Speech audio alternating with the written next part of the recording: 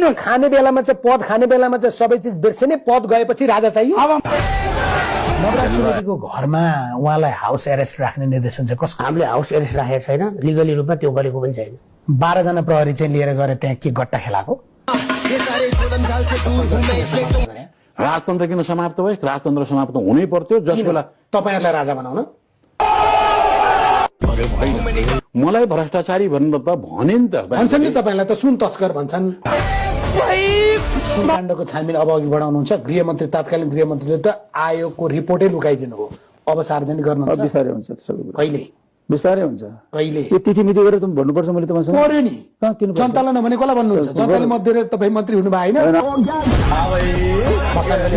हो, बडो गजब सुनिन्छ है तपाईँहरूका कुरा। हामी धार्मिक मान्छे नि, धर्ममा विश्वास गर्ने रीति। धार्मिक हुनु त राम्रो, अन्धविश्वासी हुनु चाहिँ राम्रो होइन। कति राजा भए? अहिले त झन्डै 1000 जति।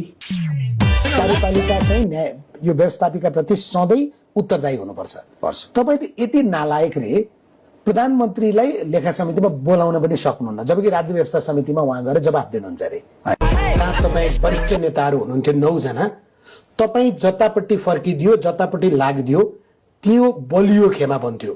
तर तपाईँ चाहिँ म मात्रै होइन, तर तपाईँ चाहिँ बाँदरको पुच्छर जस्तो लौरो न हतियारको भूमिकामा रहनुभयो। 5 मिनट बोल्ने हो, 5 मिनट जान चाहिँ आउन, अनि भूमिका भन्दाखेरि 5 मिनट। त्यस्तो चाउरिएको मरिच भएर तपाईँ किन बस्ने त भने? छोडिदिनुहोस् न त्यो सभा, पार छोड।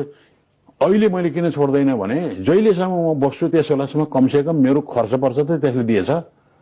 ए तपाईलाई जनताको करबाट तपाईको घर चल्छ? घर छैन, अर्को अन्तर्वार्ता गर्दा तपाईलाई मैले यही देखाएर फेरि सोध्नु नपरोस्। पर्दैन। मलाई नेताले बोलेको साँच्चै फुल कम्प्लिमेन्ट हो, विश्वासै लाग्दैन भने। तपाईँले के गर्नु भएछ भने सामान्य मैले डाटा खोजेर ल्याएको होइन, यो बीचमा संघीय संसदमा मात्रै 6 पटक विश्वासको मत लिने काम गर्नु भएछ प्रधानमन्त्रीहरूले। यो के नाटक मञ्चन गरेको? तपाईलाई बाँच्नलाई जागिर दिनलाई हामीले किन बोकेर बस्ने त? तपाईँलाई निकाल्दिने ताकत छ भने निकाल्दिने, छोडिदिनुहोस् न। मैले जे योगदान गरेको छु, नेता निकाल्ने ताकत हामी जनतासँग भएको भए मैले काम गरेको छु। कुन अवस्था? नेता भ्रष्ट हुने, नेता मोटाउने, जनता दुब्लाउने, यो अवस्था परिस्थिति होइन। तपाईले भनेर चाहिँ हुन्छ? कस्तो कुरा गर्नुहुन्छ? कसले बनाएको यस्तो? तपाईहरुले बनायो होइन? बहुमत दिए के हुन्थ्यो गणतन्त्र आएपछि? तपाईहरु बहुमत दिने जस्तो अनुहार छ त तपाईहरुको? म्युजिक मलाई अब चाहिएको छैन, मुखले चाहिएको छैन भन्नुहुन्छ के? मुख भएको छ। तपाईँ त स्वतन्त्र भएर बोल्नुहुन्छ जस्तो लाग्छ मलाई। तपाईँ त अब त्यो आत्मग्लानीलाई आफूले एउटा पश्चाताप र भोलिको सन्ततिले सुख पाओस् भनेर बोल्नुहुन्छ जस्तो लाग्छ मलाई। मैले बोल्दैन, किनकि म पनि त्यही भ्रष्टाचार। तपाईँ यस्तो सबै यो नेगेटिभ कुरा बोकेर कहाँ ल्याउनुहुन्छ? पोजिटिभ सोधेको छु। पोजिटिभ कुरा गर्नु न। तपाईहरु अपराधी जोगाउने, मैले प्रश्न गर्दा नेगेटिभ नि। तपाईले अब टेरामक्स र एमडीएमएस चाहिँ अदालतको क्षेत्रभित्र गइसक्यो जो भन्नुभएको छ।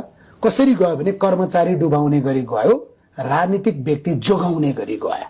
तस्कर गर भनेर भनिरहेको छु। सुन तस्कर भन्छौ तिमीले, प्रमाणित गर, मुद्दा हाल भनेर भनेछु मैले।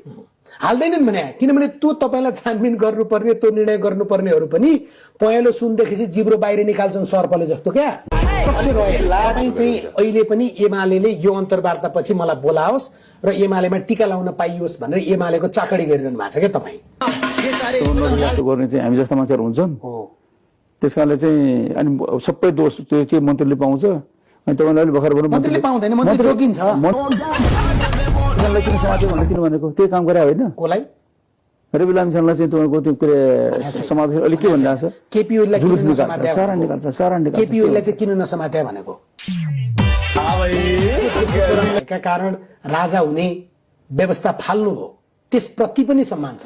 तर जनताको छोरो जनसेवक हुनुपर्ने, जनताको छोरो त्यो राजा भन्दा पनि महाराजा भन्ने अवस्था बन्यो, यसमा त सम्मान गर्न मिल्दैन हजुर। नट डर्टी गेम होइन, हो। तर यसो भनिदिउँ त्यसो भए डर्टी टुल मेक्स इट होइन, the politics of Nepal is dirty. अर्को भन्छु, त्यो चाहिँ एकदम द चाहिँ political leaders of Nepal are dirty.